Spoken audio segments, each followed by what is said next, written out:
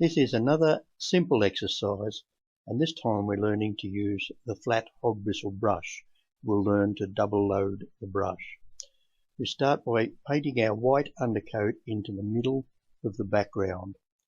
Then we pick up brown with the big 2-inch brush and start right in the corner and crisscross the brown in so that we get dark corners and light in the middle.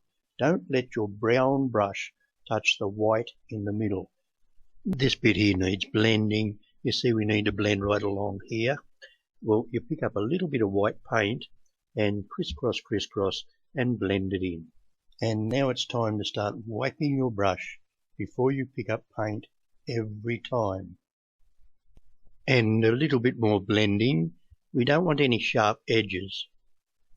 Darken all your corners. And the main thing here is that it looks like nothing, just white in the middle and dark around the edges.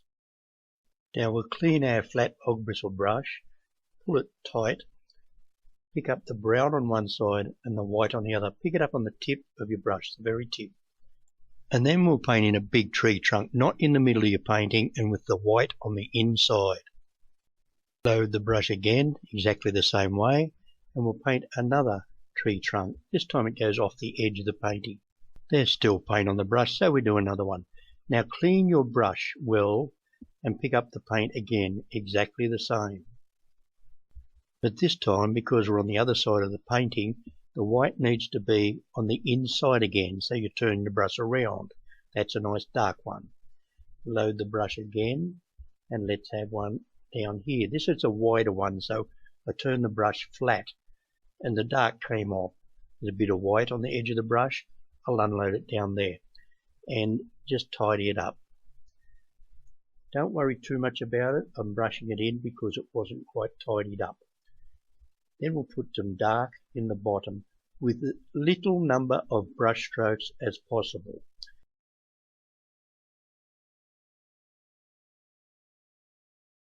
Now with a little fine hairbrush, we'll load it with dark and with light. And then holding it with 2 fingers, you see I'm supporting my hand with my other hand, you twiddle the branches on. That's our first branch. You put your branches where you wish, going into the middle, facing into the middle. There's a wobbly branch. Let's have a dark branch. Twiddle your brush. Put them in as you wish. Twiddle them in. This is practice. Don't worry if it goes wrong. We could put foliage over it if we want to. But keep everything facing in.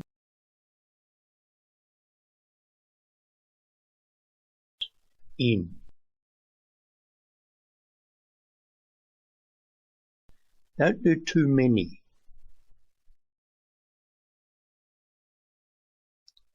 Tidy up around the bottom if needed, and make sure your paint's not muddy here. We need crispy dark paint. Watch how I unload the brush here. When your brush has paint on it, don't wipe it off. Do this with it. Then fill in the bits and pieces, and they're horizontal brush strokes, deliberate brush strokes.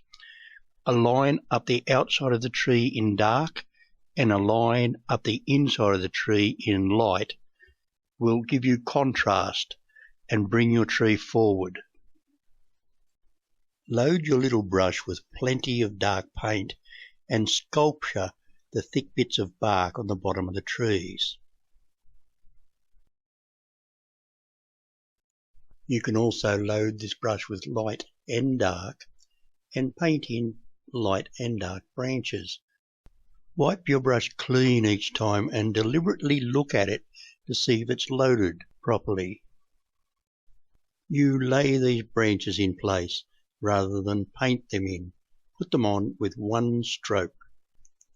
Have a little bit of practice painting these 2 coloured lines, and with that you can paint the bark that's hanging down off the trees. You put your brush on, pull it down and turn it. Put it on, pull it down and turn it.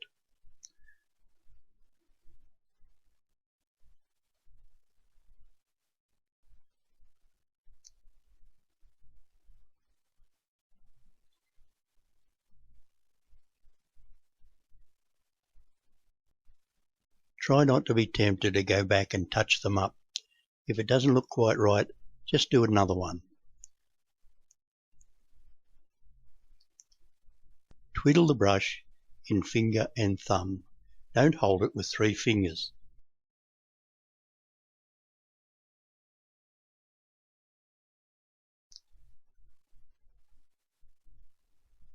Now we always need dark in the bottom. Place it on with bold brush strokes. This is a dry brush, about a 1-inch brush, and I'll just dab it on the wet paint. And the bristles will turn that paint into what looks like grass. And by flicking it up a little bit, you get bigger grass. You can have big grass or small grass. Keep your grass facing into the picture. Then I'll load the tip of the brush with a little bit of white and dab it on lightly, and remember everything facing into the picture. The same on the other side, into the picture. Now let's see what we've got. The contrast is the thing that is attractive on this painting. The light to dark. Don't worry about bits and pieces missing on the branches and logs. You should be striving for the dark in the corner and the light in the middle. You may wish to paint this painting 2 or 3 or 4 times. It's fun. Don't paint big ones, paint little ones. And it looks great on the wall.